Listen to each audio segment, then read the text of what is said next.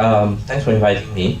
Perhaps this afternoon I would like to share with you what JTC think smart and sustainable buildings are. I've prepared some slides to really summarize some of these key issues. So I think both Inkyong, Costas, Jeffrey has touched a little bit on all these definitions, and especially Costas and Inkyong on what he meant by smart and sustainable building. I think to JTC, we think that smart and sustainable buildings are really green buildings that need to encompass these 5 key areas. First, in the area of reducing the load. Second, on passive design. Third, on active design strategies. Fourth, in the area of intelligence, which is really automation, building management system.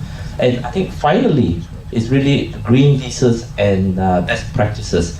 And let me explain to you each and every item and how JTC has actually come up with our own design and how we actually deploy some of this technology in these 5 areas. So looking at the first area, the key question we ask ourselves is how can we reduce the building load, right? And one quick way is really, to come up with design the building in such a way that it is cool, because in our tropical environment we need air condition. So are there any facilities that really do not need to be air conditioned? So could be a common corridor. We could create landscape gardens at certain locations so that companies, when they open up their doors, they could actually see the greenery. So many things that we are doing is really how we can reduce energy consumption by optimizing using natural ventilation. So that's reducing load.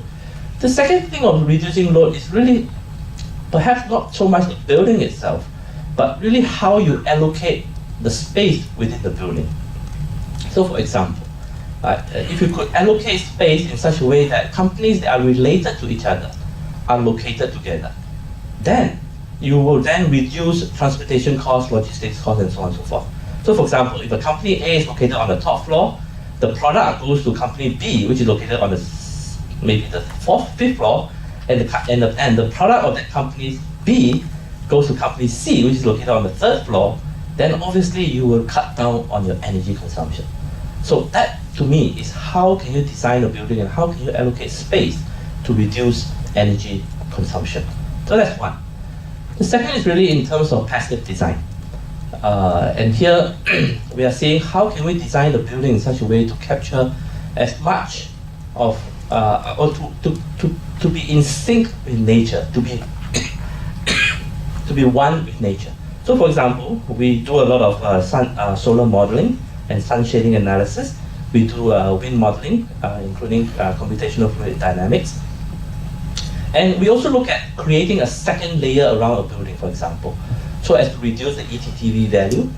And also we provide enough step back distances. For example,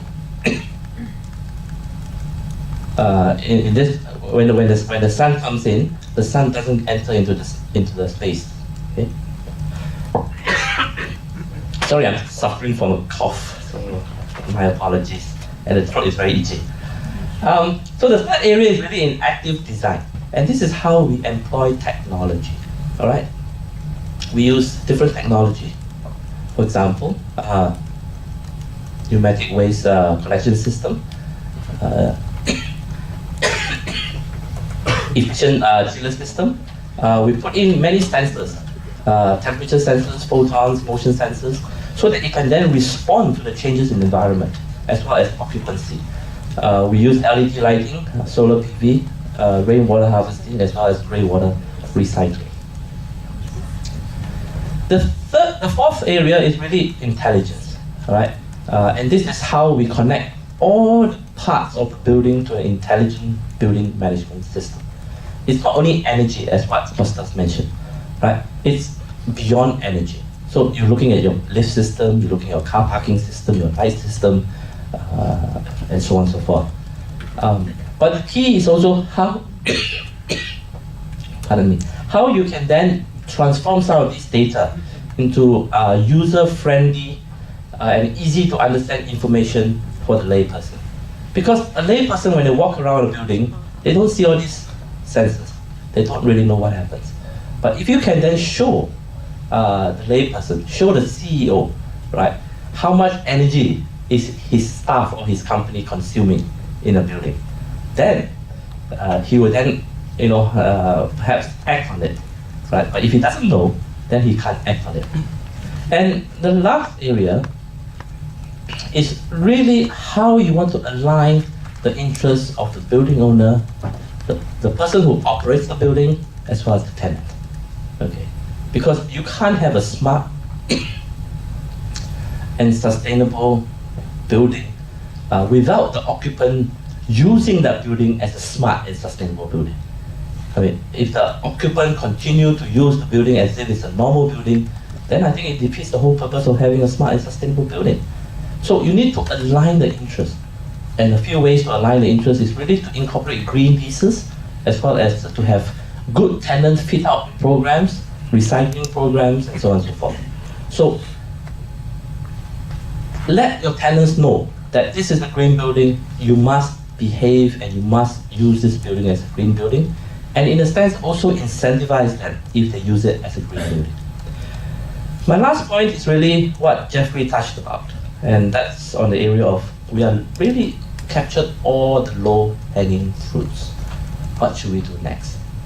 Well, perhaps I have a solution for some of you, and that's really looking beyond buildings.